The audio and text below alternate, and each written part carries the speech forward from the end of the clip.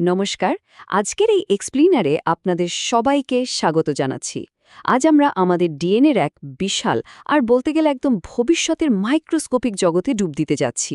ভাবুন তো, একজন মানচিত্রকার যেমন অদেখা কোনো মহাদেশ আবিষ্কারের যাত্রায় বের হন, আমাদের আজকের যাত্রাও ঠিক তেমনই।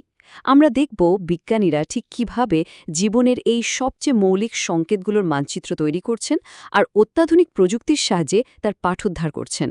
তো চলুন শুরু করা যাক। আচ্ছা, আজকের এই যাত্রায় আমাদের সামনে থাকছে মূলত ৬টি ধাপ।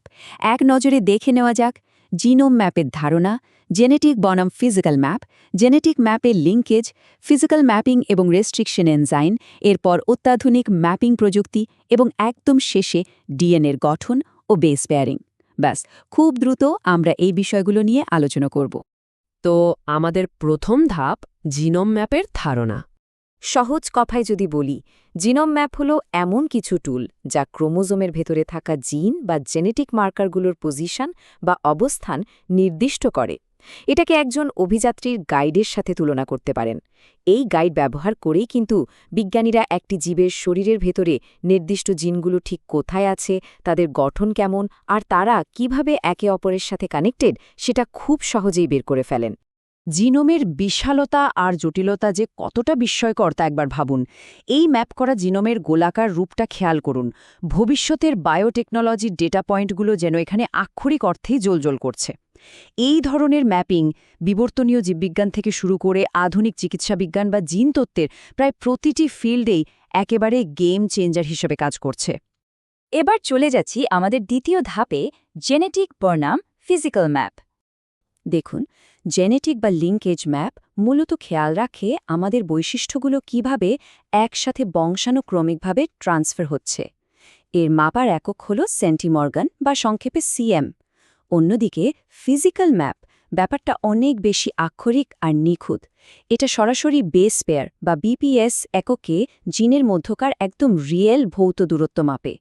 এই ফিজিক্যাল ম্যাপ তৈরি করতে কিন্তু ফিশ বা সরাসরি সিকোয়েন্সিংয়ের মতো অত্যাধুনিক টেকনোলজি লাগে, যা রোগ সৃষ্টিকারী জিন ধরতে একেবারে অপরিহার্য। ঠিক আছে, এবার আমাদের তৃতীয় ধাপ জেনেটিক ম্যাপ লিঙ্কেজ নিয়ে একটু গভীরে যাওয়া যাক।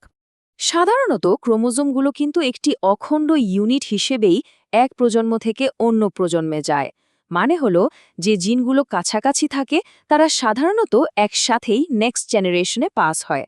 তো এখানকার সবচেয়ে ক্রুশাল পয়েন্টটা হলো এই যে ক্রসওভারের কারণে জিনগুলোর মধ্যকার রিকম্বিনেশন ফ্রিকোয়েন্সি বা আলাদা হওয়ার হার, সেটাকেই দূরত্বের একটা নিখুঁত মাপকাঠি হিসেবে ধরা হয়। সহজ হিসাব, জিনগুলো যত বেশি আলাদা হবে, বুঝতে হবে ক্রোমোজোমে তাদের মধ্যকার দূরত্ব ঠিক ততটাই বেশি। এরপর আসছি ৪ নম্বর ধাপে ফিজিক্যাল ম্যাপিং রেস্ট্রিকশন এনজাইম। এখানে আমরা একটু হাতে কলমে দেখব।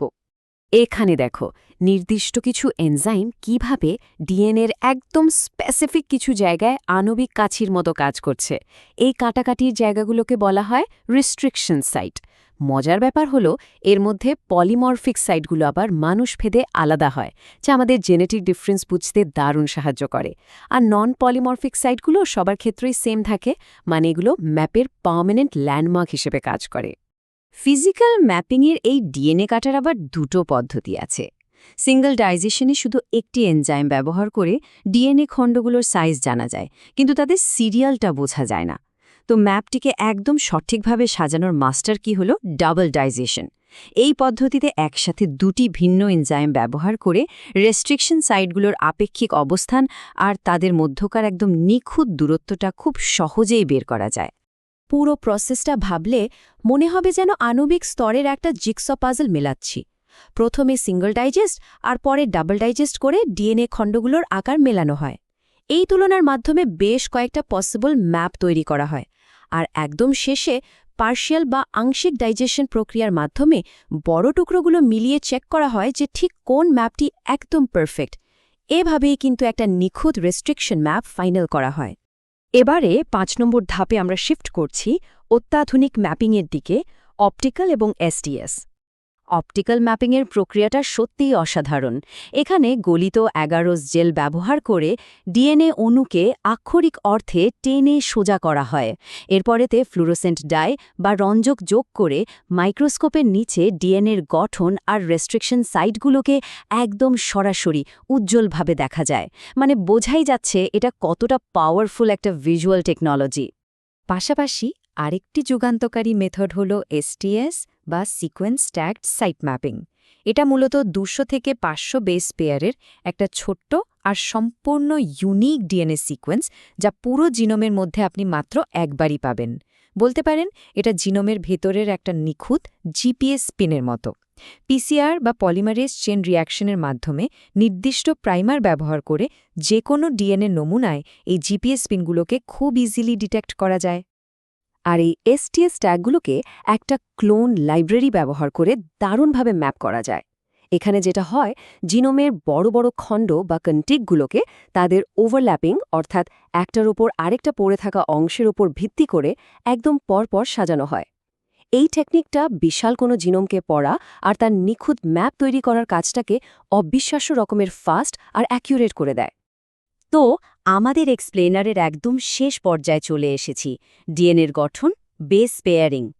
দেখুন, আমরা সবাই মোটামুটি ওয়াটসন ক্রিক বেস পেয়ারিংয়ের কথা জানি, তাই না? যেটা জীবনের সবচেয়ে স্টেবল ব্লুপ্রিন্ট বা সাধারণ ডাবল হেলিক্স কাঠামো তৈরি করে। কিন্তু এর বাইরেও হিউকাস-স্টিন পেয়ারিং নামে একটা কম পরিচিত রূপ আছে।